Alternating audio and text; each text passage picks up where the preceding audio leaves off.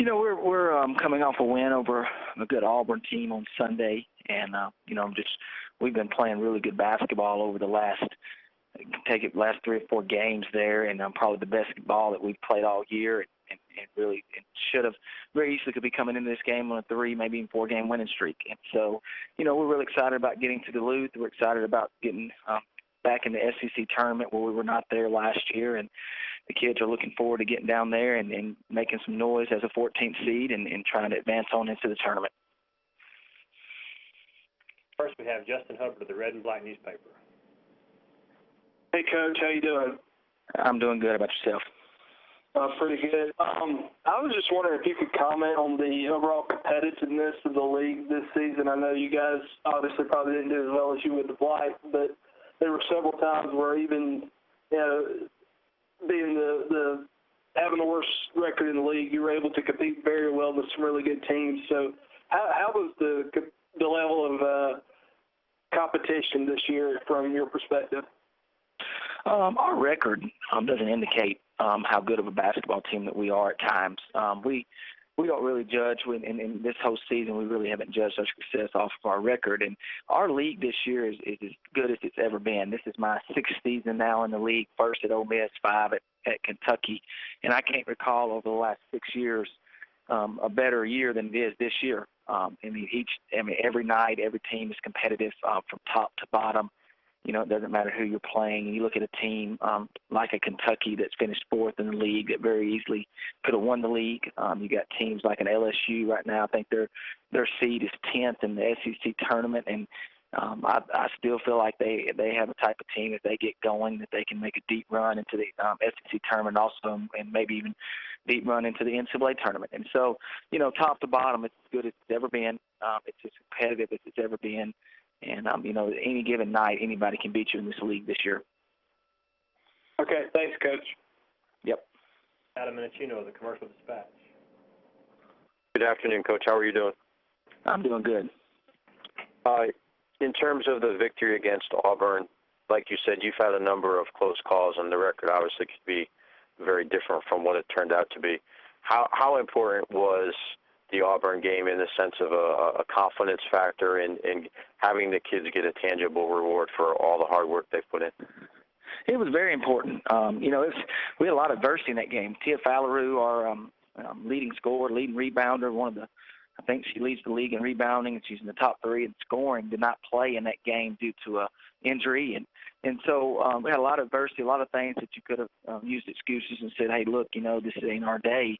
And our players just battled like they have every night. And I've asked them to play to the final buzzer. And getting that win there was huge for us, for our confidence going into the SEC tournament.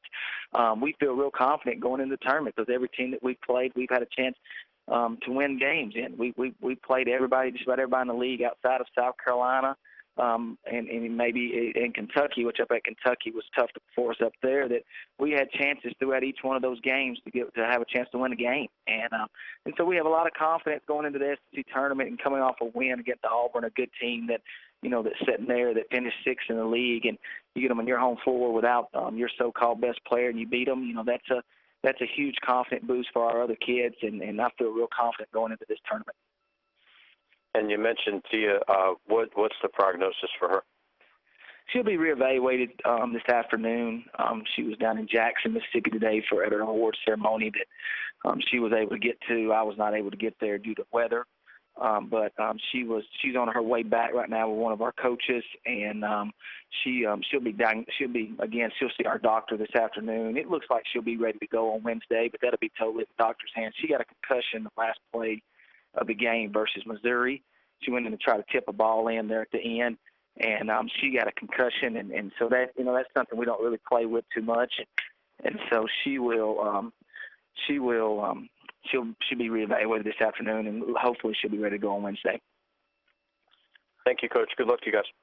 I appreciate it. Derek Capuano of ESPN.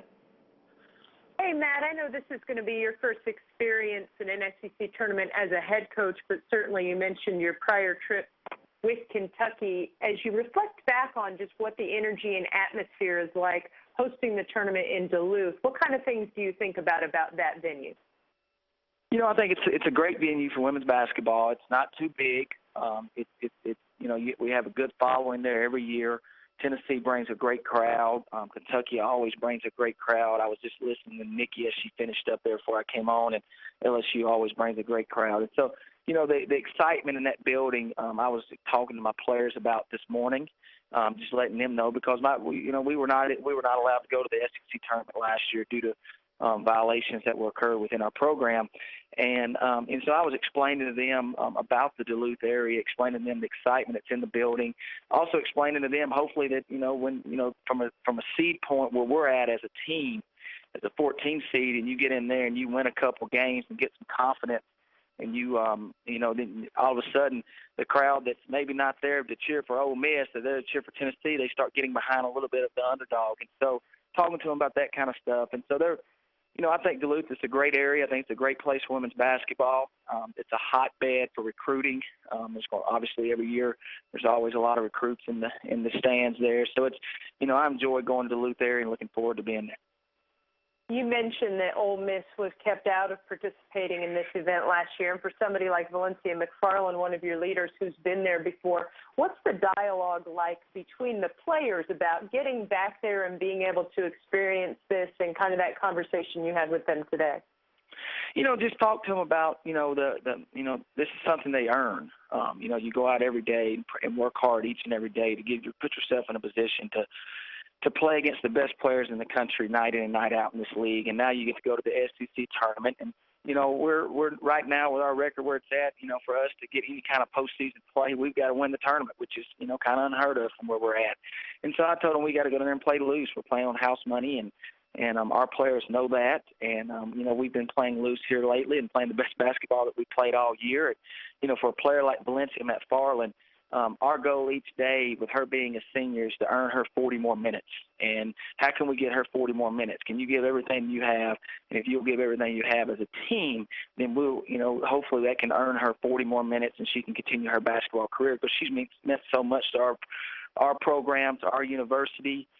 She's been one of the best, if not the best guards in this league going on 4 years now, and just had an incredible senior year, and I'm just real proud of her. And we're looking forward to her playing in the SEC tournament. This is something she's been looking forward to all year due to not being able to do it last year, and letting people see her on that stage in the tournament, and people can see more and more how great she is.